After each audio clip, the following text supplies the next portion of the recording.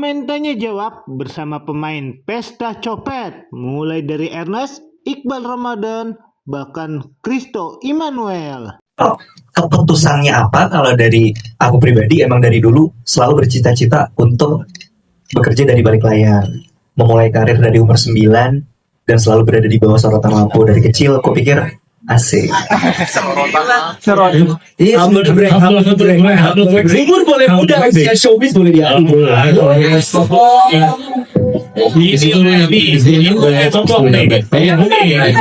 ya, aku contoh ini ya. Iya, terbangga tuh kayak gini. Nah itu malah tadi maksudnya minta dikasihanin loh. Child abuse maksudnya. Gua mau cerita apa kita hadir di sini. Iya enggak, jadi dari kecil udah di industri ya mas. Terus jadi serius selalu punya cita-cita untuk berada di balik layar. Banyak lah orang-orang mentor-mentor yang udah selalu menginspirasi dari usia muda gitu ya, melihat misalnya Tante Mira Lesmana jadi produser film gitu, selalu terinspirasi lah untuk menjadi produser. Entah kenapa sih jadinya produser bukan jadi director gitu. Bahkan 10 tahun lalu waktu saya mau coba apply buat beasiswa, ada esai tulisannya tuh pertanyaannya apa yang akan kamu lakukan dalam 10 tahun mendatang. Salah satu tulisan saya adalah saya ingin jadi produser musik dan produser film. Nah, alhamdulillahnya itu nulisnya 2015, 2026 alhamdulillahnya dua-duanya tercapai di Pesta Copet. Luar biasanya Imaginary menyambut dengan tangan terbuka gitu untuk generasi muda untuk belajar dan terjun langsung untuk mencoba sebuah hal yang baru, berbuat kesalahan, gagal coba lagi.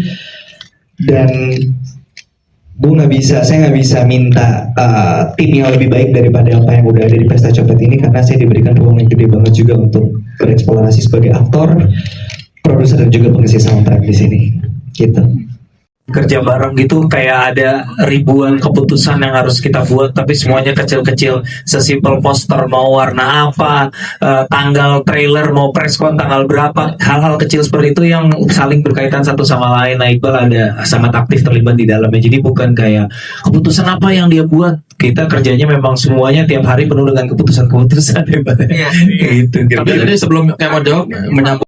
Jadi kita sekarang sudah ada artbook di mana di dalamnya cukup komprehensif, mulai dari ada foto-foto behind the scene, ada sedikit snippets dari storyboard, komentari dari cast dan pembuat film, sampai ke history tentang pencopetan di Indonesia.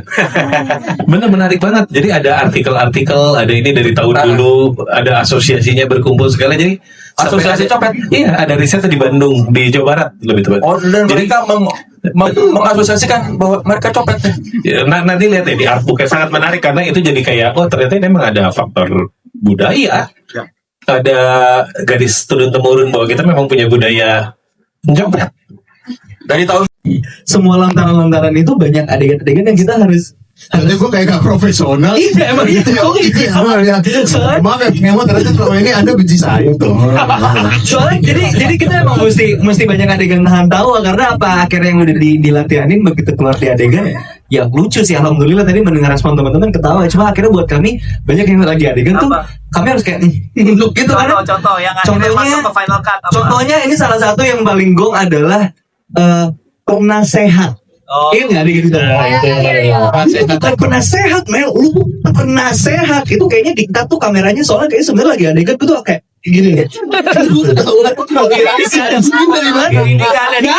gini. Pernah sehat. Goblok itu gak ada.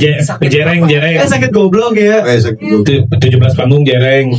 Oh ya. Itu lagi berubah. Masih orang Amerika. Masih orang Amerika. Kayak itu kayak di sama Bang Ahwe. Saya Bang Ahwe ya. Iya. Inbox. Iya. Robinson. Lu gila. Iya itu tapi mas tektokan apa di kamera roll action, tektokannya langsung di situ gitu. Jadi emang kalau rasanya kayak syuting dokumenter ya emang agak kayak gitu sih. Kan itu juga terjadi karena kan dari awal treatment kita memang mau dokumenter ya. Jadi ada semi dokumenternya. Jadi gue memang sengaja nggak pengen anak-anak ini scriptednya kaku. Jadi udah lepasin aja kalau misalnya ada reaksi tektokan apa segala. Kayak misalnya ada satu lagi tahu yang lucu yang apa yang dia loncat-loncat yang berhasil nyopet. Oh iya itu improv. Itu improv semua yang berhasil. Tapi jangan loncat-loncat terus kayak gitu Kristo kembali.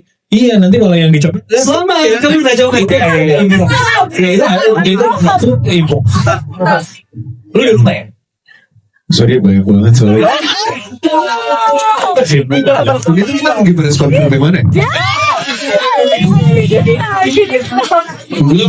Gue takut berpihak bertahan saat mau ngomong dia. Bukan dia harus dia dipotong begitu ya doang.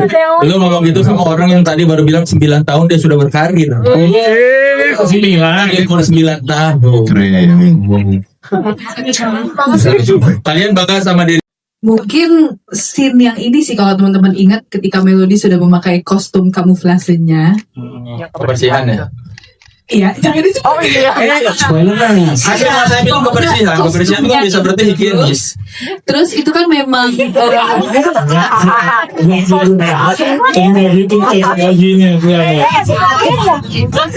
sudah dibahas pakai kostum. Ya, mungkin yang segitu sih teman-teman ya, Mas Iqbal juga karena memang itu kan kebagiannya ketika syuting itu dilakukan langsung di hari H Pesta Poranya. Jadi memang bukan hanya deg-degan atau khawatir secara karakter, tapi secara teknis juga itu lumayan bikin deg-degan karena memang kita harus mengcapture momennya, kita gak boleh terlalu banyak pengulangan, kita harus adjust sama semua hal yang terjadi di Pesta Pora gitu. Tapi kemarin sih ngelihat cuplikannya, alhamdulillah, works ternyata di scene itu, alhamdulillah. Setiap scene deg-degan, selalu deg-degan. Gak pernah gak deg-degan karena film pertama juga ya. Terus pas nonton jujur aja sih, sebenarnya gimana ya? Ada istilah tuh karya tidak pernah selesai gitu ya. Itu udah bahasa umum di sekolah seni biasanya. Jadi kayak memang saya tuh gak pernah ngerasa apa ya, puas. Tidak berbangga dia. Seni saya. Tapi memang Karya tuh tidak pernah selesai kan. jadi apa ya? Yang penting mudah-mudahan bisa dimudahkan untuk tahu rasa cukupnya sih Mas. Bijak sekali. Itu selalu deg-degan banget. Yang mana Itu apa ya hari pertama? Itu kayak hari pertama tuh selalu bikin deg-degan karena kan kita udah rehearsal berkali-kali, reading workshop. Iya, itu maksudnya karena itu day one buat aku sama itu day one kita bertiga mau itu. Jadi kayak deg-degan aja sih. Sama scene drama yang tense banget sama karakter Ijal sama dia nih. Madut Yang di parkiran. yang di parkiran Yang habis let banget tuh ya. karena kita sering banget workshopin itu kan jadi kayak pas kita lakuin tuh kayak kita banyak adjust juga bareng-bareng sih lumayan deg-degan. Copetan di pasar. Kenapa tuh? Karena kita kan udah workshop selama 2 bulan lah ya. Iya. Dan di hari itu adalah hari dimana menentukan bahwa Ko Ernest kecewa apa enggak. Ibaratnya kayak 2 bulan buku waktu langsung doang dong kalau misalnya Ko Ernest kayak gitu ya. Terus pakai mood kayak mati karir gua nih gitu kan. Waktu lu gitu.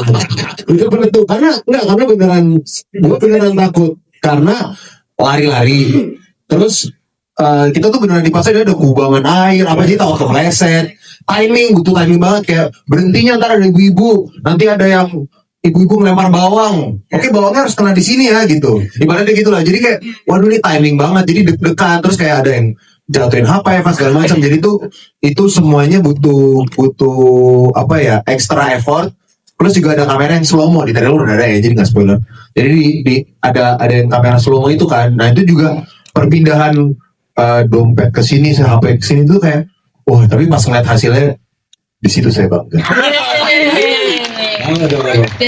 Baca skripnya aja udah gak kebayang teknisnya akan kayak gimana apalagi begitu tahu panggung siapa yang akhirnya harus direcokin tuh juga tahu sih acting cuma kan tetap gimana ya kayak king gitu loh jadi ada perasaan itunya gitu cuma akhirnya kalau buat Ovid pribadi si rasa deg-degannya itu akhirnya dipakai beneran emang buat adegannya yang deg-degannya si Iqbal nih akhirnya emang dijadi deg-degannya Ijal aja sekalian karena emang lu bayangin ada di posisi kayak gitu harus melakukan hal itu kan yang banget gitu nah itu akhirnya udah sekalian Boleh gak sih gue jawab dulu? Buset ya, gue ngobrol juga. Abis ini nih. Enggak, gue ketawa gara-gara tadi pas lu lagi cerita, aku jadi ingat pas gue sama Zulfa ngeliat lu. Oh ada pas itu gitu. Jadi di bawah. kita kan belakangan, Iya. gara-gara awalnya kita nggak ada. Iya. Jadi boleh dimasukin gitu. Terus kita tuh lagi main board game di green room, Oke. lagi nunggu. Terus kayak Kak Zulfa, Kak Kristo boleh masuk ya gitu. Terus pas kita masuk, lah konser gitu kayak, apa nih gitu? Gimana konser? Terus kayak, ya coba. Kok konser dulu? Ini ngapain sih lu? Konser. Oke deh. Gitu. Tapi itu keren banget asli. Kita pas syutingan juga. Oh my god. Iya. Karena kita ada ini kan live cam gitu kan. Live Gak ada, gue gak ada. Iya, dan Pokemon juga gak kelihatan di mana. Saking Iya. Kita semua di FOH. Kita jadi nggak tahu kan. Jadi kita, wah ada apa nih? Ribut gitu. Sebenarnya tuh kaget. Rame-rame. Kaget natural berarti ya, bukan kaget ngelihat Ijal di panggung. Sebenarnya kaget. Iya kayak wow gitu. Dan di situ kita semua bangga. Table heist juga menurut kita sesuatu yang buat penonton Indonesia masih cukup asing gitu. Jadi kalau kita bilang ini film heist, kalau mau melabeli diri film heist tuh unsur heistnya harus berapa persen gitu-gitu kan jadi puyeng ya. Yang penting kita kita tahu ada genre film heist berkaitan dengan pencurian dan aksi kelompok dan segala macam. Tapi kita nggak nge-labelin itulah karena menurut kita itu istilahnya masih sangat asing. Jangankan heist, orang thriller aja sama trailer masih suka ketuker gitu. Jadi kita pakai istilah-istilah yang lebih bersahabat dengan banyak orang yang orang langsung tahu istilahnya ini filmnya apa sih. Oh ya ada dramanya, ada actionnya, ada komedinya. Jadi nggak terlalu fokus di labelnya. Tapi dari segi eksplorasi memang juga kita nggak ngejar ketika pertama Kemot datang juga kan nggak yang apa genrenya, tapi ide ceritanya apa, and then yang terpenting adalah dibalik itu kenapa dia pengen ngomongin soal ini. Nah itu sebenarnya yang buat kita selalu kita cari di setiap cerita yang datang ke gua atau ke Dipa, ada ide cerita apa, tapi bukan hanya itu juga, yang terpenting adalah why-nya, kenapa cerita ini harus diwujudkan gitu sih. Saksikanlah film paling nekat tahun ini. Di bioskop 20 Agustus.